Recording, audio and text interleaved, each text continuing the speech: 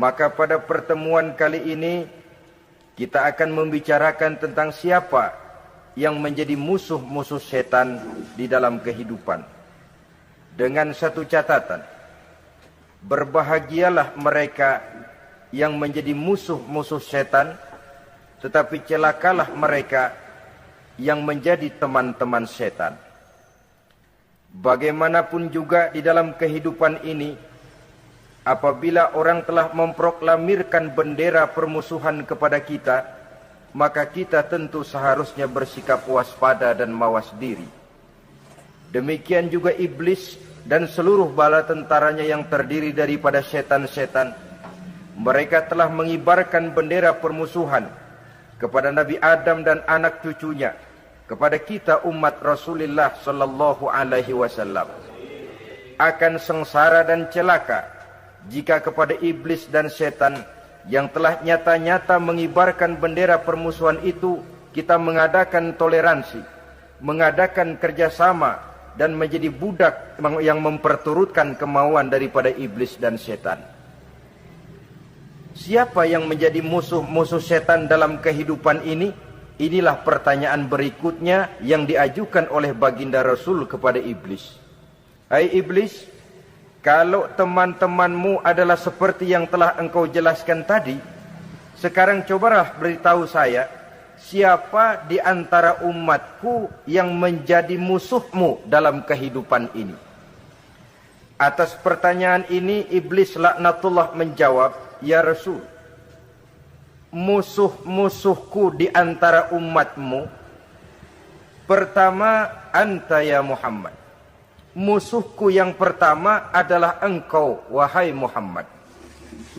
Kenapa iblis mencatat Nabi Muhammad sebagai tokoh nomor satu dalam deretan musuh-musuhnya?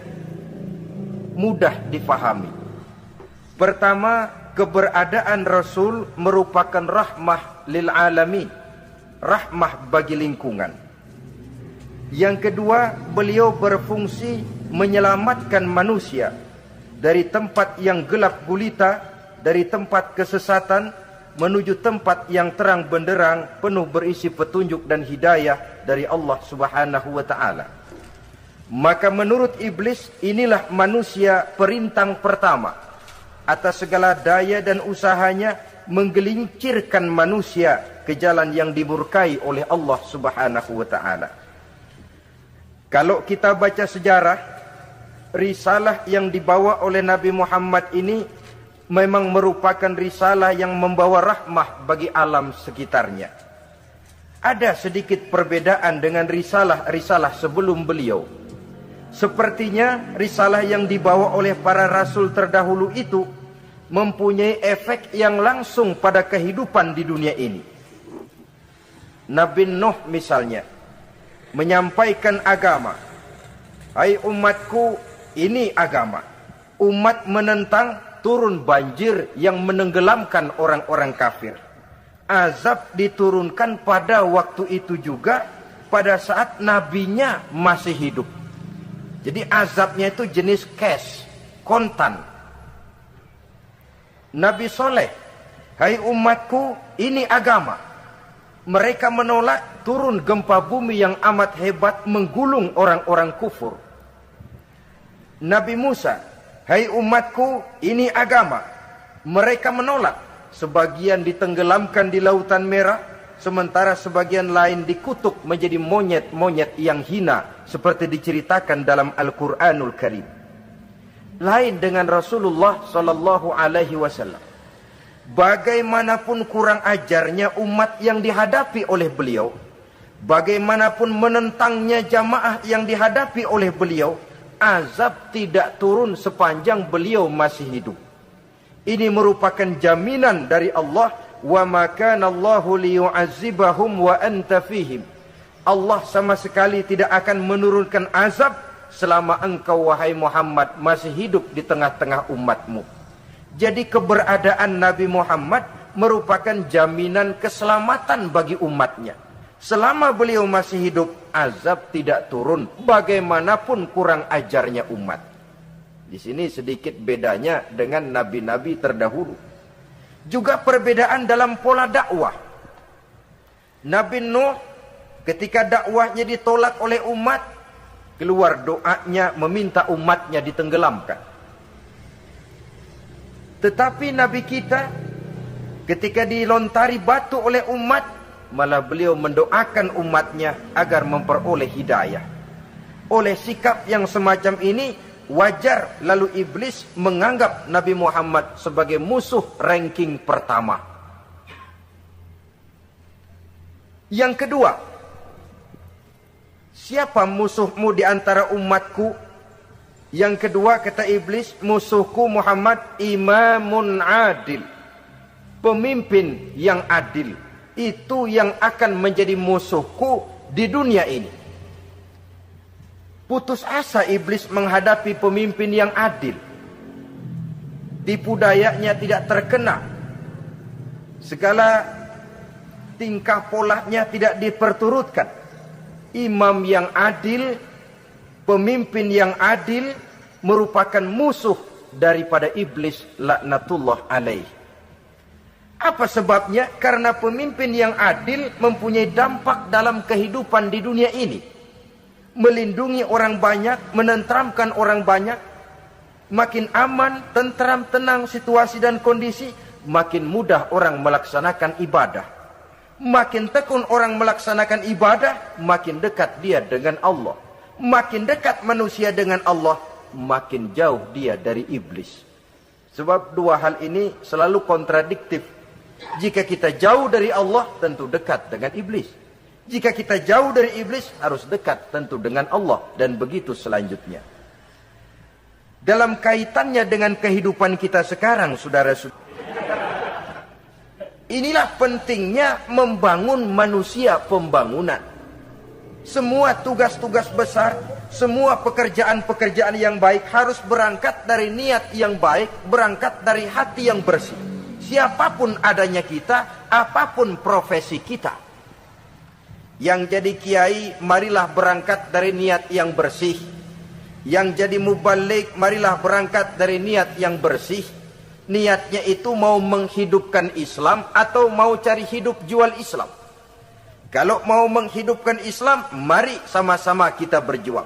Tapi kalau mau cari hidup untuk dengan menjual Islam, minggir saja daripada nanti bikin malu. Yang mengurus masjid, mari berangkat dari niat yang bersih. Ngurus masjid itu niatnya mau menghidupkan masjid atau mau cari hidup di dalam masjid. Kalau mau menghidupkan masjid, mari. Tapi kalau mau mencari hidup di dalam masjid, tolong minggir saja daripada nanti bikin aib. Yang jadi orang alim, mari berangkat dari niat yang bersih. Jangan memperjualbelikan fatwa yang halal dikatakan haram, yang haram jadi samar-samar, nanti membingungkan umat. Berangkat dari niat yang bersih, membangun manusia pembangunan. Ini barangkali istilah yang lebih kena. Saudara-saudara kaum muslimin rahimakumullah. Setiap kita pada hakikatnya punya bakat. Secara fitrah yang kita bawa, bakat apapun kita ini punya. Saudara punya bakat jadi pemimpin, saudara pun punya bakat jadi pengkhianat. Saudara punya bakat jadi orang soleh, saudara juga punya bakat jadi orang salah. Saudara punya bakat jadi orang besar, saudara pun punya bakat jadi orang hina. Seluruh bakat ada di dalam diri kita. Tinggal nanti pertumbuhannya mana yang lebih subur.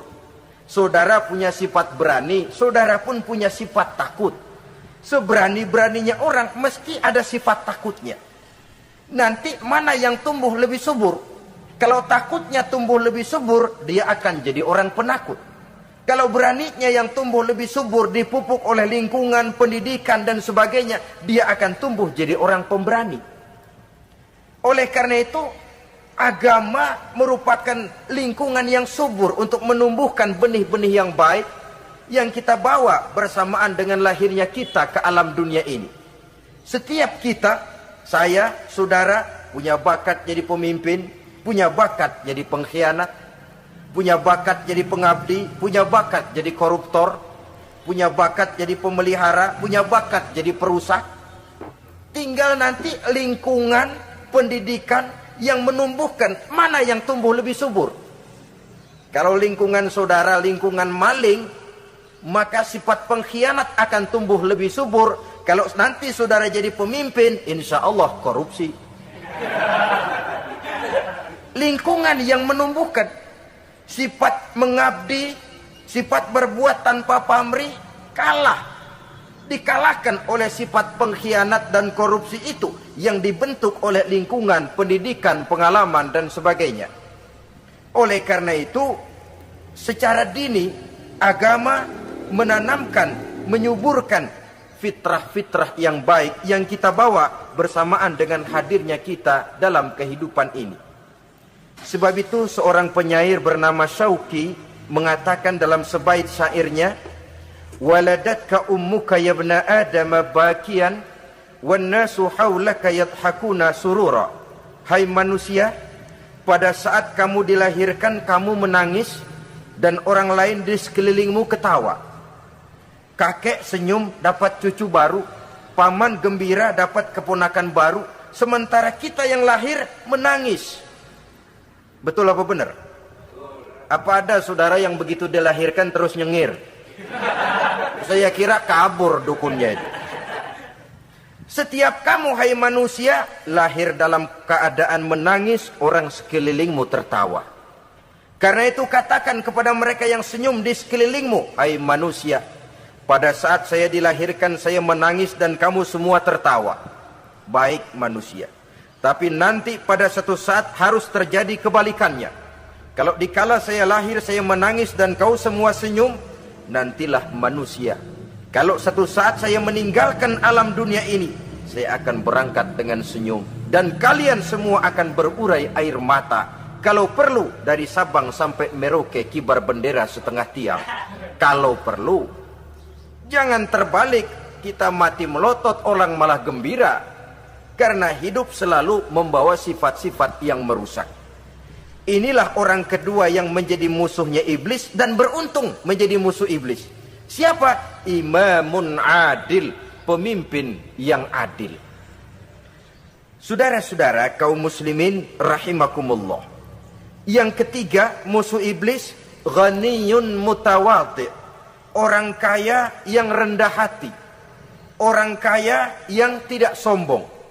Kaya apa saja, baik kaya oleh karena ilmu, orang yang kaya karena ilmu disebut orang alim. Baik kaya karena materi, orang kaya karena materi dinamakan hartawan. Baik kaya karena kedudukan, orang yang kaya karena kedudukan dinamakan pejabat. Yang pertama yang terjadi dalam sejarah, ketika ditanya kenapa kau tidak mau sujud iblis? Saya kan dibikin dari api, Adam dari tanah, I am the best. Saya lebih hebat daripada iblis, daripada Adam. Adam baru kemarin dibikin, saya sudah lama. Kata Allah, kamu sombong iblis, ini surga bukan tempat orang sombong, keluar. Terusir dia dari surga. Jadi kesombongan pertama adalah kesombongan yang dilakukan oleh iblis. Dan dia tanamkan itu kepada kita supaya jadi orang sombong. Karena itu sombong ilmu Allah nggak senang, tapi iblis senang. Mentang-mentang ada ilmunya. Nih, satu-satunya ustadz di sini ya. Semua mesti ngaji sama gue. Kalau nggak ngaji sama gue, Islamnya kurang tapi bener. Sombong karena ilmu. Sombong karena pangkat. Mentang-mentang pakai bintang di pundak, jalan pundak duluan. Yang wajar saja hidup ini.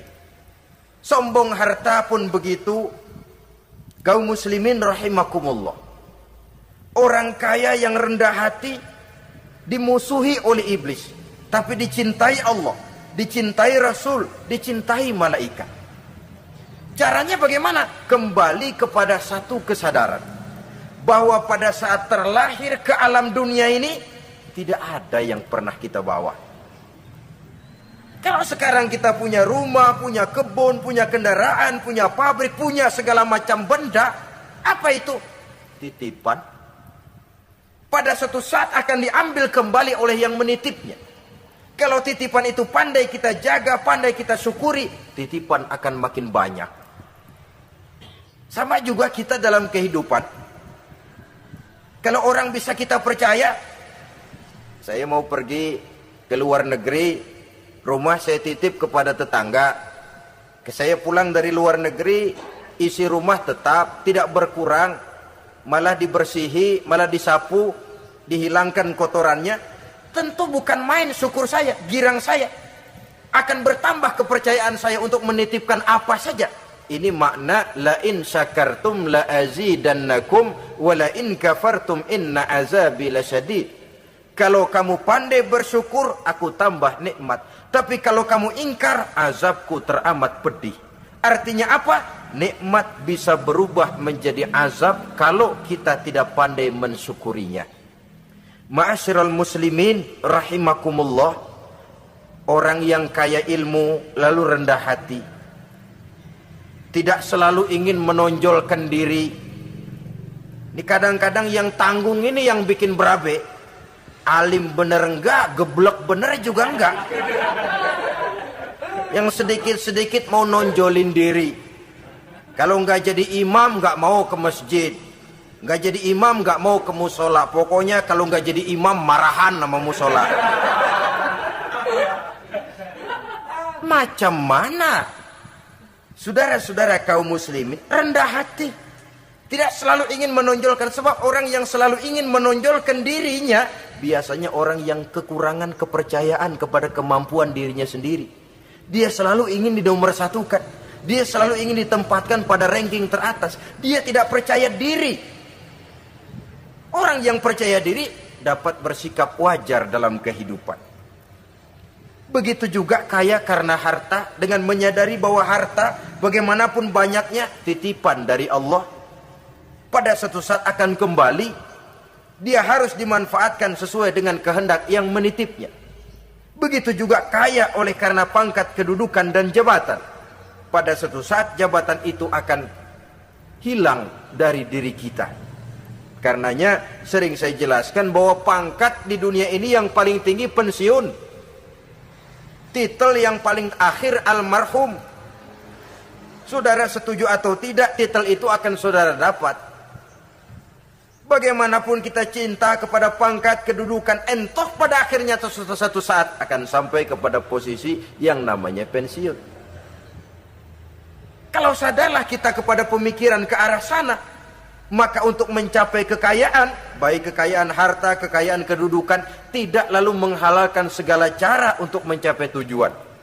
Tapi dibatasi oleh norma dan kaedah yang harus dia taati, baik kaedah agama maupun kaedah bernegara. Inilah orang ketiga yang menjadi musuhnya iblis, orang kaya yang rendah hati, orang kaya yang tidak sombong.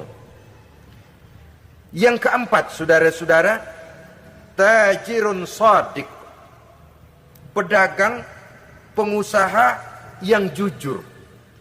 Iblis gedek betul, benci bukan main sama pengusaha, sama pedagang yang jujur, yang tidak ngurangi timbangan, tidak nipu pembeli, tidak barang yang jelek dibilang bagus, atau yang bagus di atas yang jelek di bawah, atau dicampur yang baik dengan yang jelek supaya kelihatan semuanya jadi baik.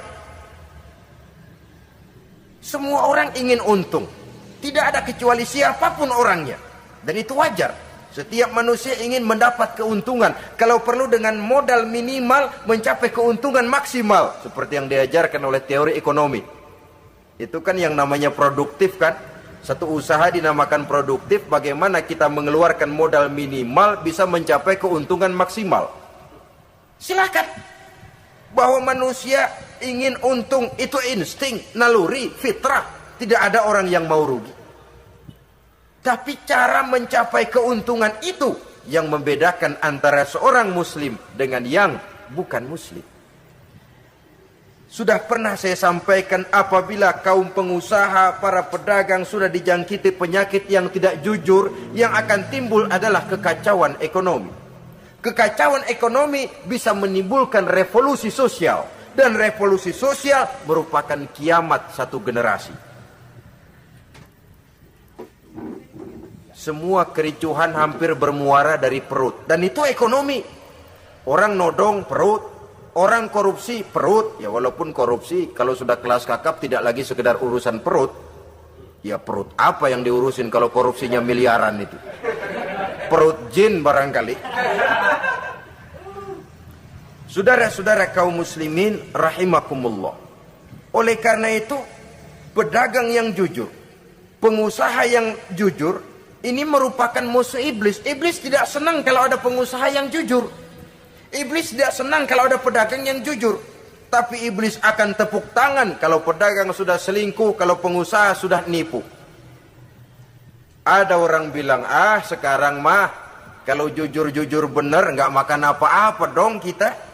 Sebab katanya jangan lagi nyari yang halal, sekarang ini yang haram aja seret. Rupanya sering masang undian nggak pernah kena. Lalu bilang jangan yang halal, yang haram aja nggak kena-kena katanya. Sebenarnya bukan itu masalahnya, saudara-saudara. Bukan itu masalahnya. Masalahnya ialah bahwa kejujuran membawa keberkahan. Ini kalau kita berpikir dengan kacamata agama. Keberkahan merupakan sumber ketenangan.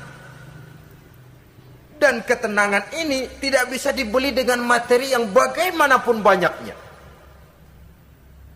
Walaupun kita punya percetakan duit, ketenangan itu nggak bisa dibeli. Jangankan cuma punya duit banyak, percetakan duit saudara punya, mau membeli ketenangan yang berasal dari keberkahan, sulit. Jadi kejujuran membawa keberkahan, keberkahan membawa ketenangan. Jangan macam dulu tukang sol sepatu. Ditanya oleh temannya, "Bang, ngesol satu hari dapat berapa?" 200 rupiah. Sembayang enggak? Enggak. Islam, kalau Islam Kata temannya, sembayang dah, kali aja besok dapat rezeki lebih banyak. Yang benar, iya. So, kalau orang sholat itu Allah dekat, nanti rezekinya ditambah. Beneran? Bener. Subuh sembayang dia. Sembayang sarapan, berangkat ke tempat dia ngesol, mangkal. Dari pagi sampai jam 11 belum ada juga yang ngesol. Mulai bimbang hatinya. Katanya kalau sembahyang rezeki tambah. Tadi sembahyang subuh sampai gini hari belum ada yang ngesol. Cobaan kali, sabar. Datang sholat zuhur. Habis zuhur nunggu lagi, belum juga ada yang datang ngesol. Udah mau pulang hampir maghrib, baru datang satu orang dandan ini sendal jepit putus.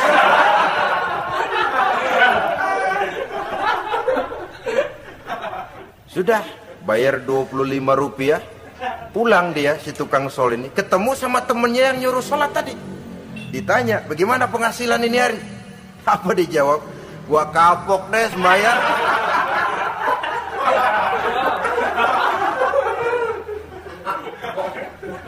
Kemarin nggak sembahyang dapat 200, sekarang begitu sembahyang jigo.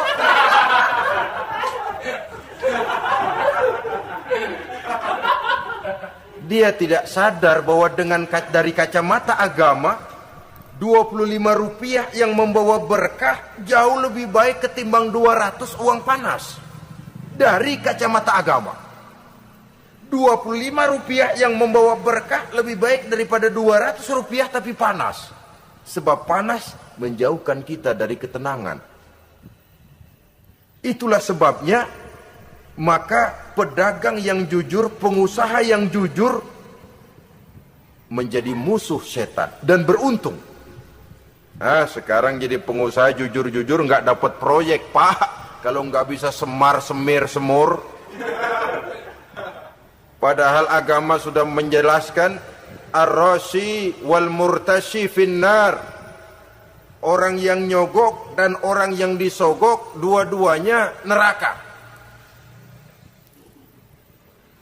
Kenapa? Join termasuk ta'awanu 'alal ismi wal udwan. bertolong-tolongan dalam berbuat dosa dan kesalahan. Kalau hadiah, lain hadiah. Kalau sedekah, lain sedekah. Tapi yang namanya semir, suap, ar-rashi wal murtashi finnar. Saudara-saudara kaum muslimin rahimakumullah. Bapak-bapak, ibu-ibu, saudara-saudara kaum muslimin rahimakumullah. Maka pada kesempatan pertemuan kali ini saya ingin menyampaikan sebuah hadis dari junjungan kita baginda Nabi besar Muhammad sallallahu alaihi wasallam yang termuat dalam kitab Mukhtarul Ahadits An-Nabawiyah, di mana beliau bersabda, arba'un min sa'adatil mar'i. Ada 4 perkara yang merupakan tanda dari orang bahagia. Saya mau tanya, di antara saudara-saudara yang hadir di sini, apa ada yang kepengen jadi orang sengsara? Ya. Seluruhnya tentu ingin mendapatkan kebahagiaan. Maka menurut resep dari Nabi kita, tanda orang bahagia itu 4. Jadi kalau saudara ingin bahagia, harus mempunyai 4 perkara ini. Yang pertama, orang bahagia itu kata Nabi, darun wasi'un. Punya rumah biar bagus asal gede. Enak ngaturnya. Daripada sudah punya rumah kecil, adanya di pinggir kali, gubuk, kalau hujan bocor, miring lagi, kiamat. Loh, kalau gitu Islam materialis dong. Hadis ini boleh diartikan dengan makna hakiki, arti yang sebenarnya. Boleh diartikan dengan makna majazi, arti kiasan. Kalau dia diartikan dengan arti kias, maka yang dimaksud darun wasi'un ay qalbun wasi'un. Rumah yang luas tidak lain daripada hati yang lapang. Karena di situ kunci kebahagiaan yang sebenarnya. Walaupun kita cuma tinggal di petak berukuran 2 kali 3 meter, kalau hati kita luas-luas rasanya rumah itu. Tapi biar rumah kita halamannya saja puluhan ribu hektar, ada kolam renangnya, kamar tidurnya tidak lagi terhitung. Kalau hati yang menempati rumah itu sempit, maka akan terasa sempit jugalah rumah itu. Tempat bergantungnya tidak lain adalah hati. Marilah kita mencoba melihat berbagai pandangan orang tentang bahagia ini. Ada orang menyangka bahwa bahagia itu kalau dia mendapatkan harta yang sebanyak-banyaknya. Siapa yang banyak harta, dialah raja. Apa yang dia mau, seluruhnya bisa dibeli. Keamanannya, dia bisa menyewa petugas. Seluruh fasilitas untuk menyenangkan kehidupannya bisa dibeli. Pendeknya, hartalah segala-galanya dalam kehidupan. Sampai ada pepatah mengatakan, innad darahima fil amakini kulliha taksur rijala mahabatan wa jalala. Sesungguhnya harta, dinar, dirham, uang, di mana-mana selalu bikin hebat orang yang memilikinya. Coba lihat, orang yang punya duit sama yang enggak punya duit, jangan gaya hidupnya, gaya jalannya aja lain. Wahia lisanun liman arada fasahatan, wahia silahun liman arada qitala. Uang adalah senjata yang paling ampuh bagi orang yang mau pergi perang, dan lidah yang paling fasih bagi orang yang mau bicara.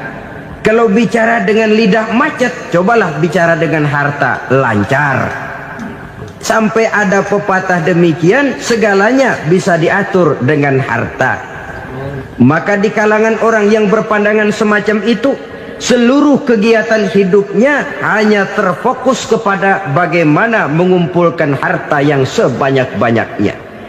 Tidak peduli halal haram, tidak kenal sore pagi siang dan malam, tidak sempat sujud, jauh dari agama, jauh dari kehidupan yang bersifat ruhaniyah, jauh dari Allah dan sebagainya. Sampai dalam Al-Quran dikelompokkan dalam kelompok yang dinamakan lumazah. allazi jama'a malahu wa 'addadah yahsabu anna malahu akhladah. Mereka mengumpul-ngumpulkan harta sebanyak-banyaknya dan menyangka bahwa harta yang banyak itu dapat mengekalkan hidupnya, mengekalkan kekayaannya, mengekalkan kebahagiaannya.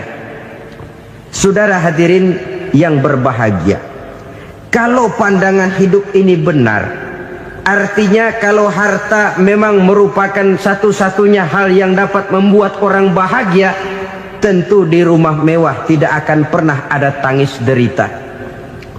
Tentu di satu tempat di mana fasilitas hidup serba menunjang tidak ada yang namanya penderitaan. Tapi suka dan duka, sedih dan gembira, senyum dan tawa adalah milik setiap orang, baik dia punya harta maupun dia tidak punya harta. Nyatalah bahwa harta semata-mata bukan merupakan jaminan bahwa orang akan bahagia, walaupun tanpa harta orang sulit untuk bahagia. Saya mau cerita, ada orang super kaya, namanya Aristotle Onesimus, raja tanker Yunani. Dia punya kapal tanker saja konon sampai 11 banyaknya. Punya perusahaan penerbangan yang disebut Olympic Airlines. Punya hotel di berbagai kota besar di dunia ini, sejak dari New York, London, Paris, Rome dan sebagainya. Bahkan punya pulau yang dia namakan Pulau Scorpio. Ini kan namanya sudah kaya nggak tanggung-tanggung, punya pulau. Nah, dia punya 2 orang anak, yang satu laki-laki namanya Alexander, yang satu perempuan namanya Maria Onesimus. Seluruh harapannya tertumpah kepada anak lakinya Alexander ini, yang akan meneruskan usahanya, meneruskan kekayaannya, meneruskan dinastinya. Apa yang terjadi? Ternyata anak yang dia harapkan yang bernama Alexander ini mati muda dalam kecelakaan pada waktu dia olahraga. Apa olahraganya? Namanya olahraga anak orang kaya, golongan jet set. Olahraganya olahraga pesawat terbang. Jatuh, ya nggak kapungut, habis mati. Tinggal satu anak perempuannya, Maria Onesimus. Tapi anak perempuan ini juga malah urakan. Terakhir dia pacaran, bahkan kemudian kawin sama orang Rusia. Rupanya Aristotle Onesimus ini broken. Kekayaannya yang berlimpah ruah, perusahaannya yang begitu banyak, siapa yang akan meneruskan? Siapa yang akan menggantikan? Sampai kemudian dia mengurung diri di Pulau Scorpio dan mati di sana secara mengenaskan. Seorang multi jutawan, seorang yang super kaya, mati menyendiri di pulau sepi. Ibarat kata pepatah, anak ayam mati di lumbung. Bukan kekurangan makanan, keurugan makanan. Begitu kehidupan Aristotle Onesimus. Dan banyak orang-orang yang sudah demikian kaya sampai dibingungkan oleh kekayaannya sendiri. Telusurilah kehidupan David Rockefeller misalnya, Henry Ford misalnya, Adnan Khashoggi misalnya. Multi jutawan yang kadang-kadang dibuat keder oleh kekayaannya sendiri. Pantas ketika Imam Ali ditawarkan orang, "Ya Ali, kalau kepadamu disuruh pilih ilmu atau harta, kau pilih mana?" Ya jelas pilih ilmu dong. Kenapa? Pertama, ilmu kalau kita berikan kepada orang lain tambah. Tapi harta kalau kita berikan kepada orang lain kurang. Saudara punya uang 10.000, dibagi orang 5.000, jelas uang saudara berkurang. Tapi saudara punya ilmu, diberikan kepada orang lain bisa, saudara pun makin mantap. Tidak lantas jadi bodoh karena ngajarin orang. Saudara bisa Fatihah lalu mengajarkan orang Fatihah, orang bisa, saudara pun makin hafal. Tidak lantas setelah diajarin orang ilmunya hilang. Begitu datang dia minta orang, "Tolong ajarin saya Fatihah," udah habis, nggak ada.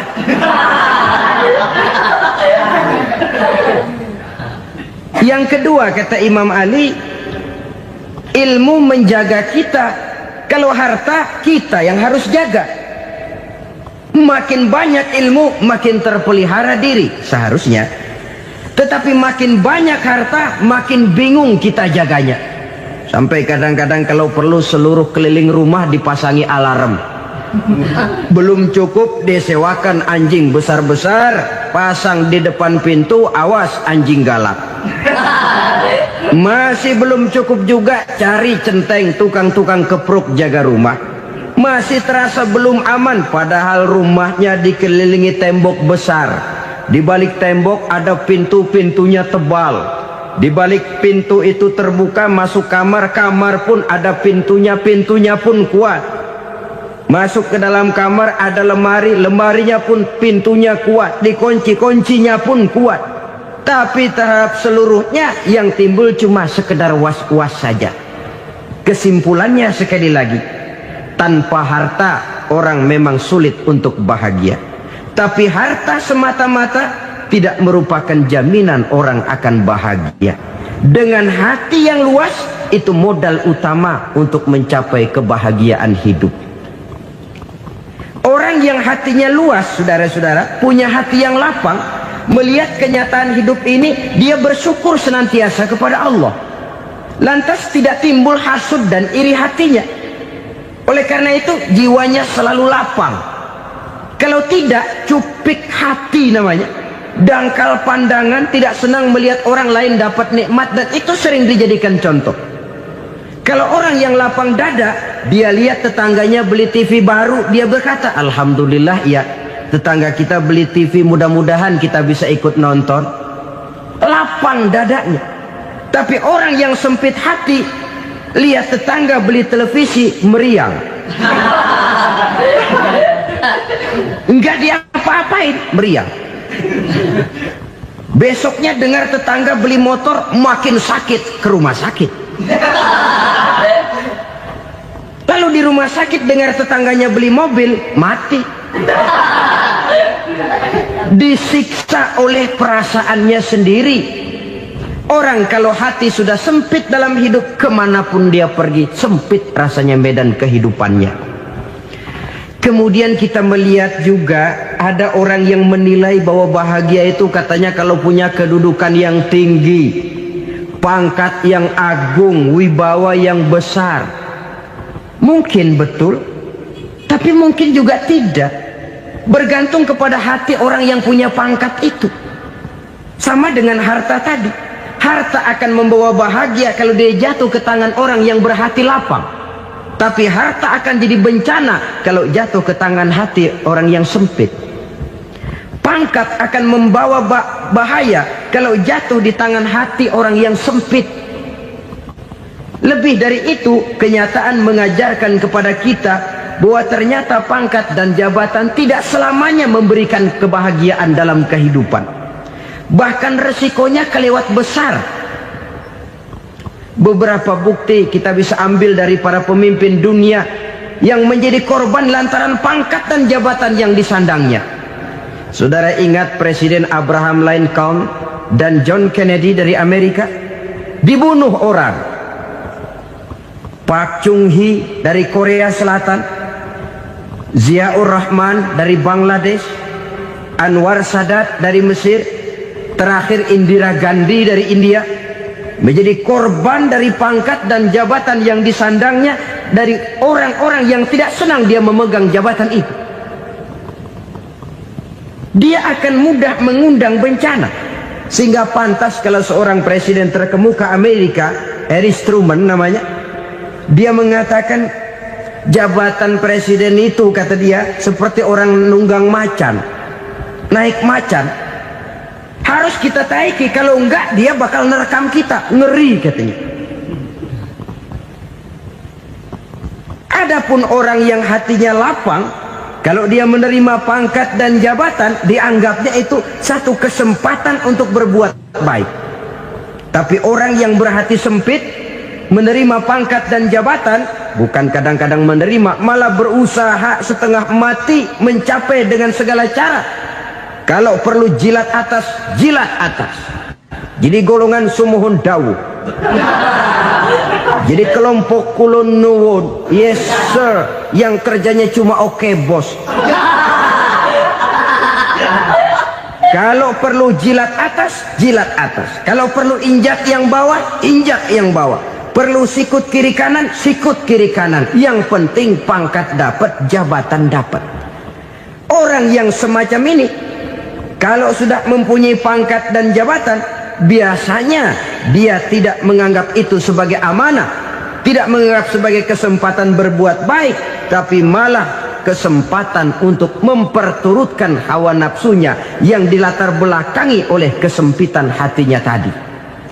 Apalagi kalau orang memperoleh pangkat karena banyak mengeluarkan uang. Seakan-akan pangkat dan jabatan itu sekarang macam proyek, pakai tender. Siapa yang berani bayar segini naik, nggak berani minggir. Padahal logikanya, kalau orang mencapai satu jabatan karena banyak mengeluarkan uang, hampir bisa dipastikan bahwa setelah jabatan itu dia pegang, langkah pertama yang akan dilakukannya ialah berusaha bagaimana uang yang dia keluarkan supaya kembali. Ya paling kurang pulang modal dulu dong. Soal mikirin rakyat soal nanti, tapi ini modal harus pulang. Itu celakanya kalau orang memperoleh pangkat dan jabatan cuma karena banyak mengeluarkan uang. Jarang orang yang mempunyai keyakinan dan pandangan bahwa pangkat dan jabatan merupakan amanah. Jadi sekali lagi, pangkat dan jabatan mungkin saja membawa kebahagiaan kalau jatuh ke tangan orang yang berhati lapang. Tapi bisa jadi bencana kalau dia jatuh ke tangan orang yang mempunyai hati yang sempit. Dan lagi-lagi stresnya hati yang lapang. Lalu sebagian orang, saudara, ada yang berpandangan katanya bahagia itu kalau jadi orang terkenal, mempunyai popularitas, menjadi idola di kalangan remaja, di kalangan orang tua, di segala lapisan masyarakat. Padahal makin populer orang makin terikat dia. Ya kalau macam kita ini kan nggak punya nama, nggak populer, tengah malam buta mau nongkrong di warung Tegal aman. Tapi pangkat, jabatan, kedudukan, popularitas menyebabkan kita diikat dengan berbagai macam peraturan. Cuma mandi sama ke WC saja yang nggak dikawal.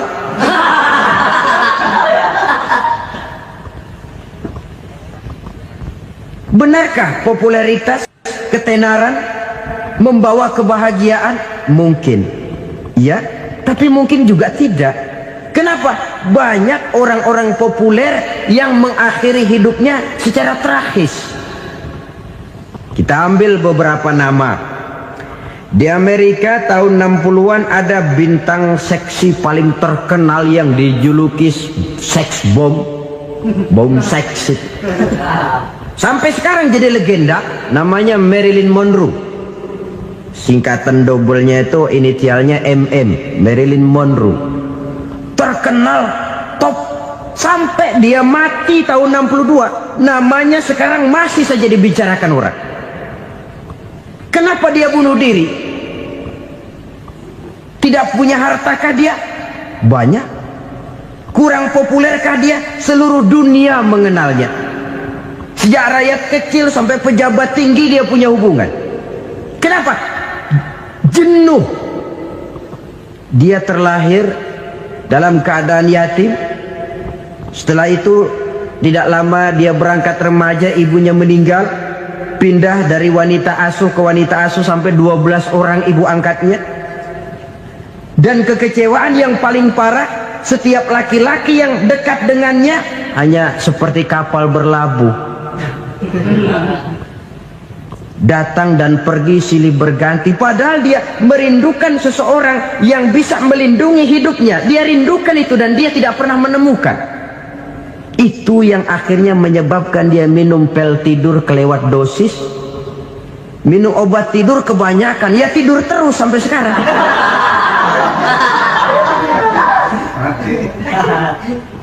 Dia mengakui, Saya telah memiliki ketenaran, tapi saya tidak pernah hidup dalam ketenaran itu. Saya pandai main sandiwara, tapi saya ingin hidup dalam alam yang real sebagaimana umumnya orang. Itu yang dia rindukan. Menyusul jejak yang namanya Marilyn Monroe ini, Billie Holiday, saudara kenal tentu. Di rumah sakit dirawat. Dia juga minum obat overdosis, mati lagi. Jimi Hendrix minum obat tidur overdosis kelewat batas, mati lagi. Lalu yang menghanyutkan diri di danau, Janis Joplin dan Brian Jones. Ini orang-orang populer, orang-orang terkemuka yang mengakhiri hidup secara tragis, bukan karena tidak terkenal, mungkin karena sudah saking terkenalnya. Contoh paling belakangan, Bruce Lee. Wah, ini tukang-tukang keprok tentu kenal siapa dia. Sampai sekarang pun tabir kematiannya masih merupakan misteri. Dan yang masih hidup juga menunjukkan gejala yang aneh. Michael Jackson, rumahnya di Beverly Hills itu dijaga sedemikian rupa, dan dia selalu curiga kepada setiap makanan harus steril, bersih dari segala macam kimia. Kemana dia pergi, itu tukang-tukang keprok sudah selalu menjaga dan mengawal, dan dia seakan takut menunjukkan mukanya yang asli. Hingga kalau tampil ke tengah di luar show, dia kadang memakai pakaian yang tidak menunjukkan dia yang sebenarnya, takut dikenali orang.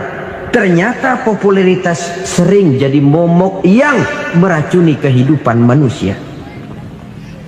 Oleh karena itu, benarlah junjungan kita pada saat beliau mengajarkan orang akan bahagia kalau dia mempunyai hati yang lapang. Nah, sekarang masalahnya untuk mendapatkan hati yang lapang, caranya bagaimana? Kita kembali kepada konsep Quran. Allah mengajarkan, ala inna bidzikrillahi tatmainnul qulub. Ketahuilah bahwa dengan banyak mengingat Allah, hati akan tenang, jiwa akan lapang. Dengan kata lain, dekat dengan agama, merasakan kehadiran Allah dekat dalam hidup.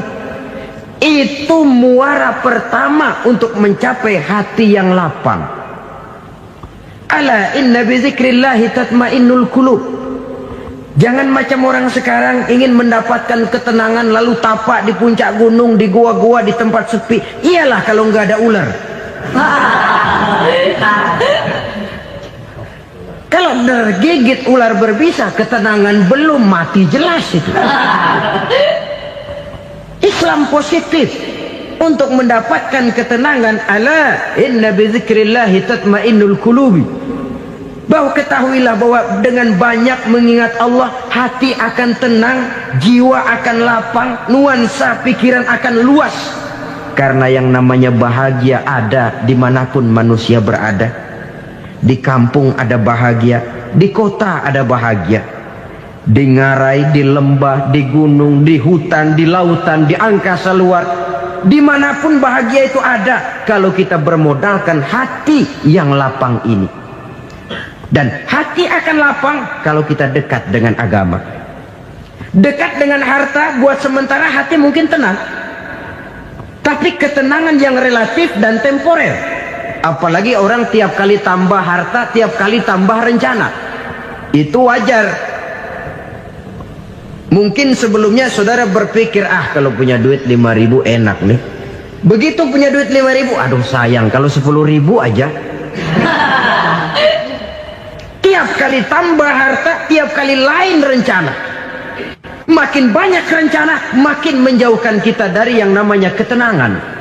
Padahal ketenangan merupakan unsur utama untuk mencapai bahagia. Dan ketenangan itu bermuara dalam hati manusia. Tengoklah kehidupan ini. Orang yang banyak harta dengan orang miskin, berbedakah rasa sakit yang mereka tanggungkan?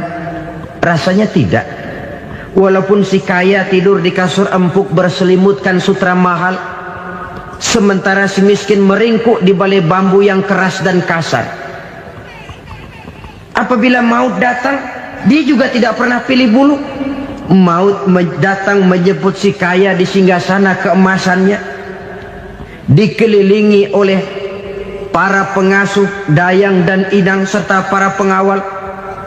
Dan maut pun datang menjemput si miskin papa sehingga ia tergelepar di tepian jalan. Kedua-duanya bernama mati. Kalau nyata bahwa sakit yang ditanggung si kaya tidak beda dengan sakit yang ditanggung si miskin, bukan harta semata yang membuat orang bahagia. Hati yang tenang, jiwa yang lapang penuh kedamaian karena banyak berzikir dan mengingat Allah, itu merupakan modal utama untuk mencapai sesuatu yang bernama bahagia.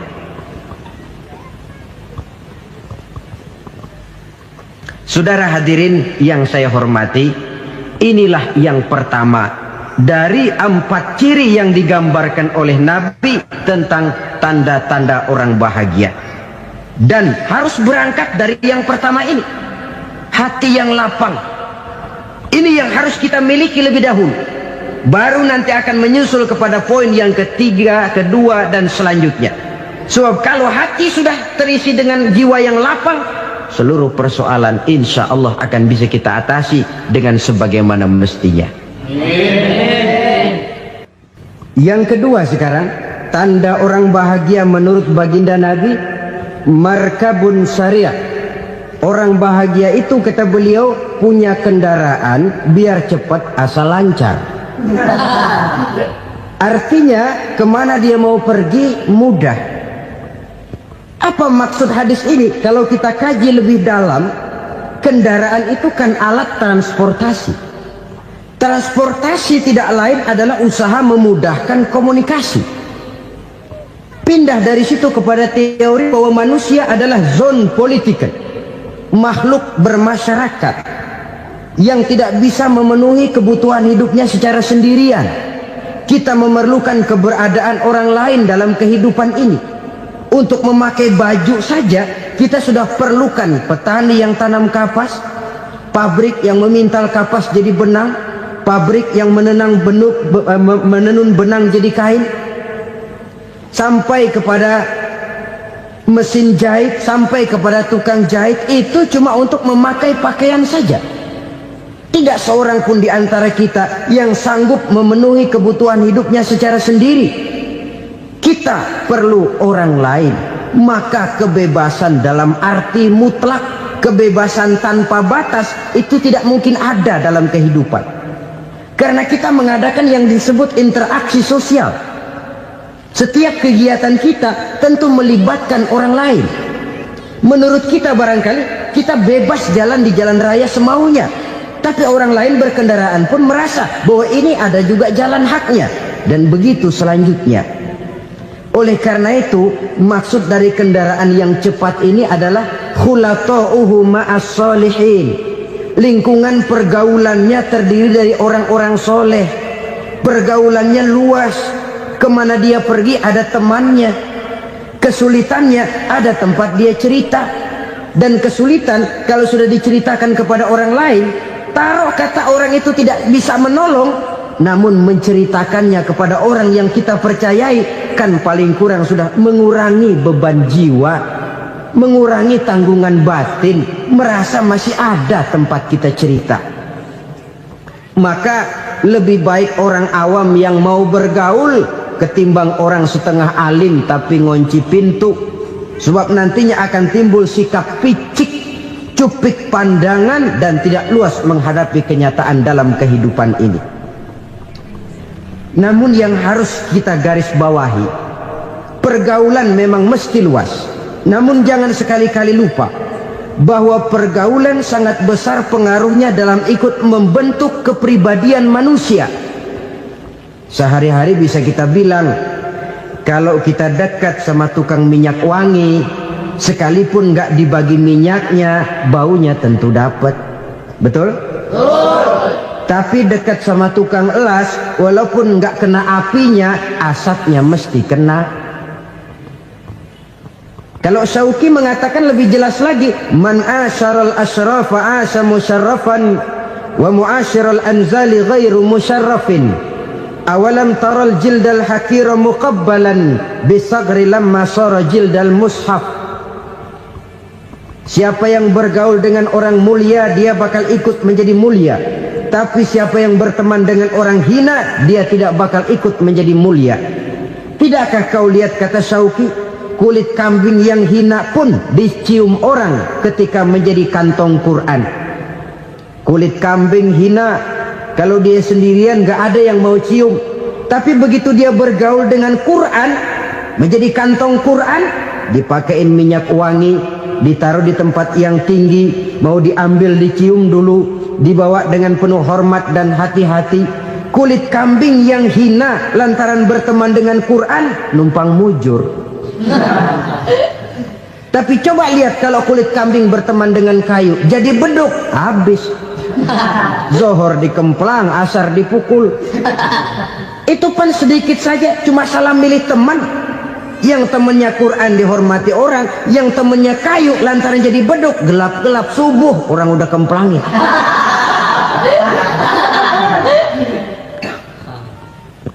Maka terutama kepada adik-adik remaja yang masih mencari identitas diri, yang ibarat kaset masih kaset kosong, mudah diisi oleh apapun, pandai-pandailah memilih teman dalam bergaul.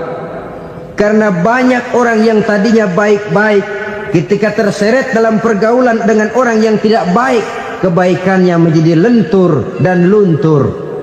Tapi berapa banyak bajingan-bajingan tengik, orang-orang yang berlumur noda dan dosa, tiap hari melakukan maksiat, namun bergaul dengan orang yang baik-baik, pada akhirnya sedikit demi sedikit beringsut dan berangsur dia terbiasa mengikuti kebaikan-kebaikan. Saya tekankan ini kepada remaja karena mereka masih mencari identitas diri. Apa yang mereka lihat mereka mau, apa yang mereka dengar mereka ingin tahu. Coba lihat kehidupan remaja. Pulang nonton film Rambo, pengen jadi Rambo, gagah, maunya belekai melulu. Pulang nonton film Superman, pengen bisa terbang. Pulang nonton India, nyanyi melulu. Wajar, mereka masih mencari identitas diri. Saya ini sebenarnya siapa? Lingkungan, pergaulan akan membentuk itu. Karena itu pandai-pandailah bergaul, karena ia sangat besar pengaruhnya dalam ikut membentuk kepribadian manusia. Apalagi sifat yang jelek lebih cepat menularnya ketimbang sifat yang baik. Sifat yang baik, watak yang soleh itu lambat sekali untuk menular. Tapi yang tidak baik, kan prosesnya mah kalau remaja biasanya mula-mula dengar. Karena dengar lalu pengen tahu. Karena pengen tahu lalu ngeliatin. Begitu ngeliatin kan pengen nyobain. Setelah nyobain ketagihan. Nah, ini prosesnya. Yang namanya ganja, morfin, narkotik, awalnya kan begitu. Mula-mula denger katanya kalau sudah fly to the sky, sudah melayang ke langit katanya, disitulah puncak kebahagiaan. Mulanya cuma denger. Karena denger pengen tahu. Karena pengen tahu lalu ngeliat, kumpul sama orang yang suka ngeganja. Setelah ngeliat, nah pengen ngerasain. Begitu ngerasain enak juga, ketagihan. Kalau sudah ketagihan jadi penyakit kronis, bisa merembet kepada yang lain. Iya, kalau orang tuanya mampu untuk beli morfin, beli ganja. Kalau tidak kan pikirannya ngayap, jemuran siapa ya gue sabar. Timbullah perbuatan-perbuatan negatif yang bermula dari salah pergaulan. Apalagi buat adik-adik remaja yang tinggal di kota-kota besar, yang pengaruh budaya, pengaruh kesenian, pengaruh struktur kehidupan yang nampak makin individualistis, di mana persaingan tajam, tensi ekonomi tinggi, orang mudah mengalami stres. Pandai-pandailah dalam bergaul, sekali lagi, karena ia sangat besar pengaruhnya dalam ikut membentuk kepribadian manusia. Orang bahagia punya kendaraan yang cepat. Artinya punya pergaulan yang luas dan lingkungan pergaulannya terdiri dari orang-orang yang soleh. Kemana dia pergi ada teman, kesulitannya ada tempat dia cerita. Tapi kalau sudah menyendiri, hidup sendiri, kesulitan dipikiri sendiri, bisa mati belum waktunya. Tidak ada tempat berbagi rasa, tidak ada tempat bercerita, tidak ada tempat mengurangi beban dalam kehidupan.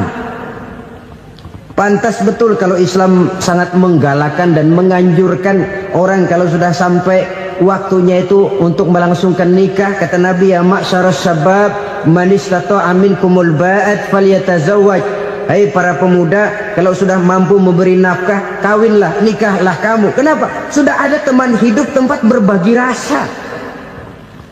Kesulitan kalau ada tempat cerita akan lebih ringan ketimbang kita telan sendiri, walaupun bobot kesulitannya sama beratnya. Saudara-saudara kaum muslimin rahimakumullah, inilah ciri yang kedua, punya kendaraan biar cepat asal lancar. Kemana kita mau pergi gampang. Dengan kata lain, setelah hati yang luas, pergaulan yang luas. Dua. Yang ketiga sekarang, tanda orang bahagia itu menurut Nabi, misbahun mudhi'un, punya lampu yang terang. Oh, itu enggak problem. Sekarang sudah zamannya listrik masuk desa, Pak. Lampu sudah terang semua. Betul, kalau itu yang dimaksud. Tapi tidak cuma itu. Karena lampu yang dimaksud di sini, lampu yang akan menerangi seluruh perjalanan hidup. Dan perjalanan hidup itu sudah dimulai sejak kita terlahir ke alam ini sampai masuk ke alam barzah, kumpul di padang mahsyar sampai ke akhirat. Lampu yang menerangi itu yang diperlukan. Kalau lampu, katakanlah yang paling top sekarang kan lampu jenis Mercury. Taruhlah itu di rumah kita, dia cuma menerangi rumah kita, menerangi hati pun tidak sanggup. Bila kita masuk ke alam barzah, alam kubur, sanggupkah si Mercury yang begitu terang menerangi alam barzah kita? Tidak sanggup lagi. Sanggupkah lampu yang ratusan watt, bahkan puluhan ribu watt menerangi kehidupan di padang mahsyar? Tidak akan sanggup lagi. Kalau demikian, yang dimaksud lampu yang terang di sini apa? Tidak lain amal soleh, kebajikan yang kita lakukan dalam hidup. Itu yang akan jadi lampu penerang. Di dunia nama kita akan terang. Jasad kita boleh hancur terkubur tanah, tapi nama kita akan dikenang orang. Begitulah kalau orang meninggalkan kebajikan dalam hidup seperti sekarang. Ribuan orang tiap saat berziarah ke kubur Imam Syafi'i, ke kubur Imam Malik, ke kubur Imam Ghazali, ke kubur orang yang baik-baik, orang yang soleh-soleh. Kebajikannya yang ditinggalkan, yang mengukir namanya dengan tinta emas. Sehingga saudara sudah terbaring di alam kubur, orang lewat, Allah, ini kuburannya Fulan bin Fulan, dulu ini kebaikannya Masya Allah, saya ikut merasakan. Mari kita mampir sebentar, kita Fatihah, mohon disampaikan Allah pahalanya kepada almarhum. Al-Fatihah. Itu kalau orang baik-baik. Lalu saudara tanya, Pak, orang mati dikirimin Fatihah apa nyampe pahalanya? Saya jawab, kalau saudara nggak percaya, mati dulu dah. Nanti saya Fatihain, tungguin di sana. Umpama nggak sampai, balik lagi kemari. Sekarang ini kan maunya otak-otakan saja. Kalau nggak masuk otak, nggak percaya. Padahal alam gaib itu nggak bisa diotak-otakin. Sama saja dengan saudara pernah dengar cerita kapal tanpa emas tenggelam tak? Pernah nggak? Di mana? Ya, di laut Masalembo. Begitu ketampo emas tenggelam, ratusan penumpang itu terjun ke laut, dipermainkan gelombang, berjuang menghadapi maut itu. Orang lagi timbul tenggelam di lautan, dihantam ombak, kita tengokin pakai helikopter. Pak, lagi timbul tenggelam ya? Iya, tolongin, tolongin. Jangan khawatir Pak, nih saya kirim intan Pak, harganya 10 juta. Kira-kira orang yang timbul tenggelam di laut seneng nggak? Tidak. Kan mahal toh intan 10 juta. Kenapa dia nggak senang? Karena intan 10 juta dalam kondisi seperti itu tidak sanggup menyelamatkan dia. Dia akan girang kalau dikirimin ban mobil bekas, dikirimin papan terentang atau bambu. Intan yang 10 juta dia nggak girang. Ban mobil bekas yang 1000 perak, tuh pegang, itu yang dia girang betul. Inilah sebabnya Nabi berkata, mal mayyitu fi qabrihi illa kal ghariqil mutaghawwis. Orang yang meninggal di alam kuburnya seperti orang timbul tenggelam di lautan. Yantaziru da'watan min ahli, menunggu doa dari keluarganya yang masih hidup. Duh, bapak saya sudah meninggal, saya sayang benar sama dia. Kirimin kulkas ke kuburannya Itu sama saja dengan tadi orang tenggelam di lautan dikirimi intan yang harganya 10 juta, ndak sampai. Begitulah kalau kebajikan yang kita tinggalkan dalam hidup, sudah mati pun kubur kita masih diziarahi orang. Tapi kalau jahat yang kita tinggalkan, boro-boro lah orang mau doa lewat dekat kuburan kita juga seram. Tuh bajingan no, dulu mati dipendem di situ tuh. Jangan lewat situ, ntar kesurupan, jangan. Lewat saja orang ngeri. Konon lagi membacakan Fatihah dan mengirimkan doa. Hidup pada hakikatnya adalah kesempatan untuk berbuat baik. Maka sekali kesempatan itu diberikan, manfaatkan dengan sebaiknya. Sebab kesempatan kedua tidak akan pernah ada. Kesempatan berbuat baik di sini, di akhirat sudah pembalasan namanya. Sekali kesempatan itu dicabut, dia tidak akan pernah dikembalikan lagi. Kata Iqbal, hidup tidak mundur ke belakang, Bung. Berhenti diinjak orang, mundur hancur. Tidak ada kata mundur dalam hidup ini. Berhenti diinjak orang, mundur kecebur. Tidak ada kata lain. Harus maju dalam kehidupan, dalam artian yang positif. Hidup adalah kesempatan untuk mengumpulkan kebajikan yang sebanyak-banyaknya. Di situ nilai daripada manusia. Sekarang ini memang nggak kelihatan kok, orang yang banyak pahala sama yang banyak dosa nggak kelihatan kok. Barangkali kalau habis bikin dosa palanya pada benjol, mungkin orang takut sama dosa. Tapi sekarang sama saja, orang yang banyak dosa dengan yang nggak banyak dosa jalan bareng dari belakang, sama, nggak kelihatan beda. Tapi ada waktunya di mana pahala memegang peranan, di mana dosa diperlihatkan. Sama saja kalau kita bawa mobil siang, lampu kan nggak begitu berfungsi. Apa lalu bilang, alah ini lampu berat-beratin, copot-copotin aja dah. Tidak perlu begitu. Kenapa? Pada suatu saat malam senja akan datang. Bila matahari terbenam, senja pun datang, gelap mulai merayap, disitulah baru terasa perlunya lampu. Pahala begitu. Sekarang orang yang nggak ada pahalanya nggak kelihatan dalam kehidupan. Tapi pada suatu saat senja kehidupan akan datang. Ajal merenggut nyawa, malam merayap, dan hidup mulai diliputi kegelapan di alam barzakh. Dikala itu kalau nggak punya lampu, alangkah malangnya kita. Sebab amal yang baik, kata Nabi, di alam barzakh itu akan diciptakan menjadi perempuan yang cantik menemani kita. Amal yang jahat akan menjadi orang yang paling jelek nemenin kita. Udah di tempat gelap yang nemenin jelek.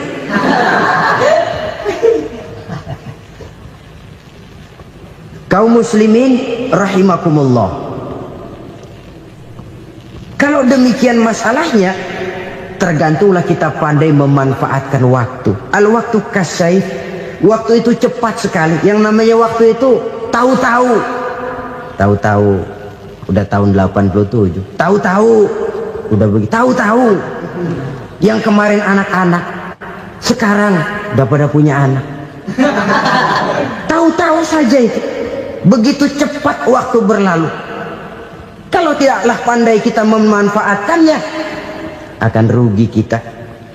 Nabi bersabda, man kana yaumuhu khairun min amsihi fahuwa rabih. Barang siapa yang hari ini lebih baik daripada hari kemarin, itu orang untung. Hari ini lebih baik daripada kemarin. bulan ini lebih baik dari bulan kemarin, tahun ini lebih baik dari tahun kemarin. Itu orang yang beruntung. Tahun kemarin sembahyangnya maghrib doang, sekarang udah tambah isya. Tahun kemarin cuman Idul Fitri aja ngancem bener, sekarang udah tambah Jumat, lalu tambah lagi maghrib, tambah lagi isya, dan selanjutnya. Hari ini lebih baik daripada kemarin. Itu orang yang beruntung. Wa man kana yaumuhu mislu amsihi fahuwa khasir. Lalu barang siapa yang hari ini sama saja dengan hari kemarin, itu orang rugi. Hari ini sama dengan kemarin, rugi itu. Bulan ini begitu, bulan kemarin begitu, tahun ini begitu, tahun lalu juga begitu. Rugi itu orang. Rugi apa? Rugi umur. Umur tambah, amalan gak pernah tambah. Dan saya pikir lebih merupakan azab ketimbang nikmat kalau orang dikasih panjang umur cuma untuk numpuk dosa. Mending mana? Panjang umur banyak dosa sama pendek umur dikit dosa? Mending mana?